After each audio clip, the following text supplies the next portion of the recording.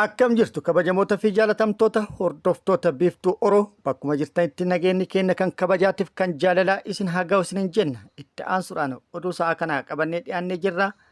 Hanga dhuma sagantaa kanaatti nu wajji turaan immoo affeerraa kenna kallattimaan gara mata duree oduu amma qabanneetti yeroo dabrinu oduun jalqabaa oduu baay'ee namatti hin tolle.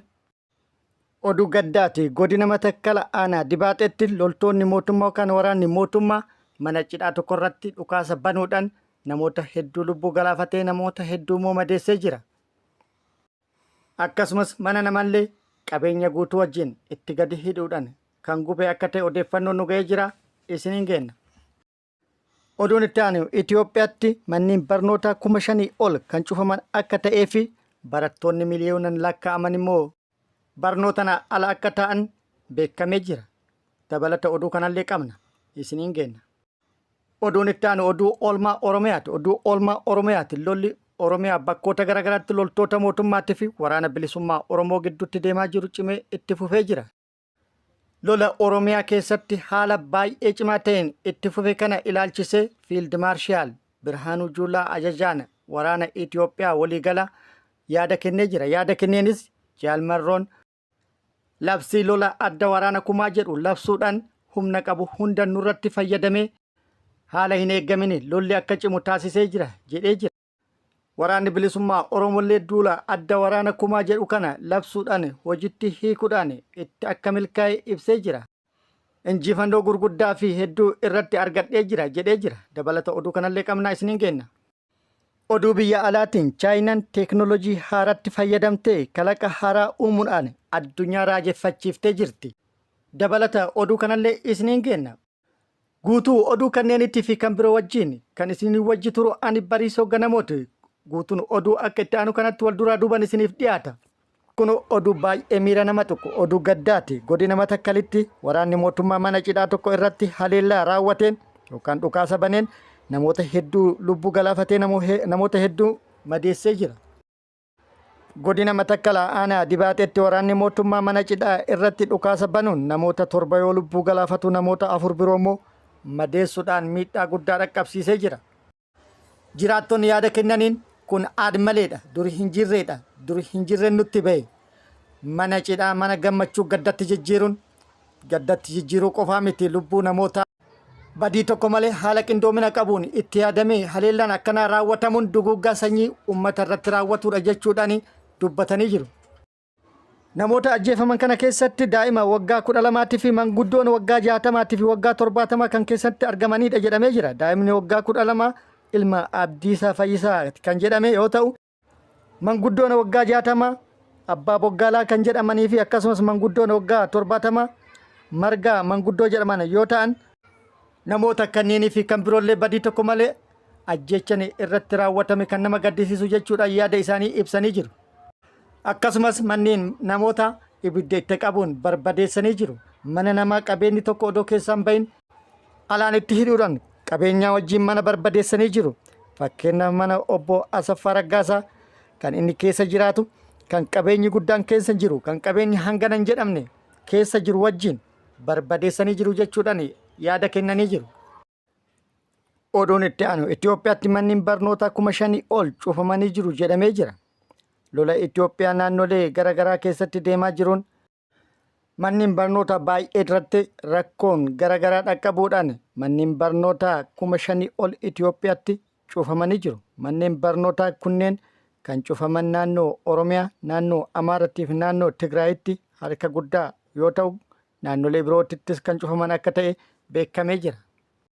Manneen barnootaa kun kan cufaman hedduun isaanii haleellaan kan irratti raawwate hedduun isaanii immoo buufata waraanaa ta'uudhaan tajaajila hojii barnootaa dhaabanii jiru jechuudhaan himamee jira. Kun immoo adeemsa baruu barsiisuu akka guutuu biyyattiitti kan gufachiise akka ta'es dubbatamee jira. Akka maddi odeeffannoo kanaa ibsutti Oromiyaatti manneen barnootaa cufaman 420 akka ta'an yoo ibsaman ragaan kun sirrii miti yookaan gadi bu'aadha jechuudhaan namoonni yaada kennanii jiru. Naannoo Amaaratti manneen barnootaa cufaman 1,178 yoo ta'an naannoo Tigraayitti immoo 648 cufamuu odeeffannoo kan maddi odeeffannoo kana ibsee jira. Cufamu manneen barnootaa kanaan wal qabatee rakkoolee nageenyaatii fi akkasumas garaagaraa biyyattii keessa jiraniin wal qabatee barattoonni miliyoona hedduun lakkaa'aman barnootaan ala akka ta'anis maddi odeeffannoo kanaa ibsee jira.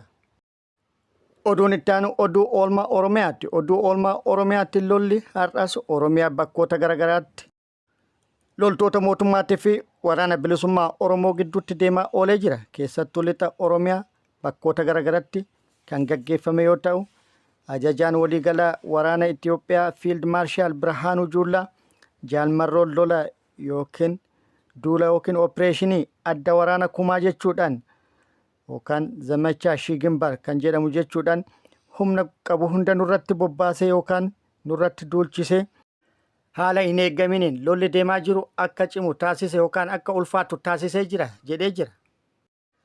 Jaalmarroon opereeshinii duula adda waraana kumaa jedhu kanaan osoo hin eegamin adda waraana baay'ee irratti lola baneen miidhaa guddaa loltoota mootummaati irratti akka dhaqqabsiises Fiild Maarshaal Birhaanuu Juullaa dubbatee jira jedhamee jira.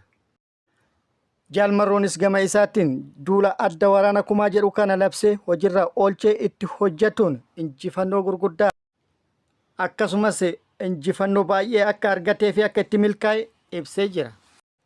Har'as lolli bakkoota garaagaraatti itti fufee jira. Keessattuu lixa Oromiyaa bakkoota garaagaraatti kan itti fufe yoo ta'u, waraanni bilisummaa Oromollee lola deemaa ture irratti injifannoo akka argate beeksisee jira. Haaluma kanaan Eebila 24/2025 barraaqan Wallagga Bahaa aanaa Jimmaa Arjoo ganda Waayyuu Saqqatti haleellaa loltoota mootummaa irratti raawwateen hedduu kan madeessee fi hedduu addunyaa kanarraa kan godaansise kan ta'e akkasumas 2 kan harkaan qabee fi meeshaalee hedduus kan hiikkate yoo ta'u AKM 5 fi kan biroollee hiikkatuu ibsee jira.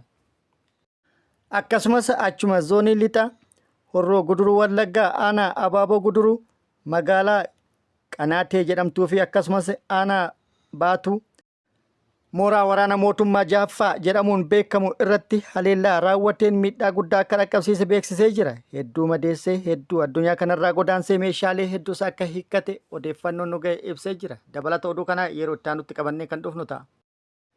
Akkasumas achuma lixa Oromiyaa aanaa Eebantuutti haleellaa raawwateen injifannoo argatuu kana dura isiniin geennee turre. Dabalata isaa qabna. Haleellaa aanaa Eebantuu ganda Beessee mooraa waraana mootummaa bakka addaa kaampii jedhamu irratti raawwateen ajajaa 100 fi loltoota 9 walitti qabaa 10 addunyaa kanarraa kan geggeesse yoo ta'u 20 ol akka madeesse odeeffannoon nu gahee jira. Walumaa galatti akka guutuu Oromiyaatti lolli bakkoota garaagaraatti kan itti fufe yoo ta'u kunniin muraasa kan hafanis hedduudha. Yeroo itti aanutti odeeffannoo hafan qabannee qindeessinee dhufnee kan isiniin geennu ta'a. Chaayinaan teeknooloojii haaraa hojiirra oolchuudhaan kalaqa haaraa uumtee addunyaa raajeffachiiftee jirti. Kalaqni haaraan isiin uumtellee xayyaara dacheerraa fi bishaanirra qubatuu danda'u akkasumas bishaanirraa ka'uu fi dacheerraa ka'uu danda'u uumtee hojii jalqabsiiftee jirti. Chaayinaan xayyaara galaana fi dachee irra qubatuu danda'uuf eeyyama gabaa kennitee jirti. Xayyaara Amphibious China SG-600 yookaan 600 galaanarra qubatuu fi galaanarraa ka'uu danda'u bulchiinsa siviil aaviyeeshinii biyyattiitiin waraqaan eenyummaa gabaa kennameefii jira. Xayyaara maqaan isaa Water Dragon jedhamu kan xayyaara Water Dragon addunyaa irraa isa guddaa ta'edha jedhamee jira. Xayyaara Amphibious AG-600 yookaan AG-600 bishaanirraa fi lafa irra qubatuu akka danda'utti taasifamee kan hojjetame jedhamee jira. Yeroo tokko boba'aa guuttannaan kiiloomeetira 4500 balali'uu danda'a jedhamee jira. Hojiin isaa guddaan tokko balaa ibiddaa yeroo dhaqqabetti hirmaatuudhaan balaa ibiddaa dhaamsuuf kan gargaaru yoo ta'u yeroo tokkotti bishaan toonii 12 baadhatuu danda'a jedhamee jira. Tajaajila balaa ibiddaa guddaa dhaamsuu gargaaru cinattis barbaacha galaana irraatiifis ni gargaara jedhamee jira. Akkasumas tajaajila gargaarsa lubbuu baraaratiif kan oolullee jedhamee jira. Oduun itti aanu gamtaan Awurooppaa Aappilii fi Meettaa doolaara miliyoona 700 fi miliyoona 99 adabee jira.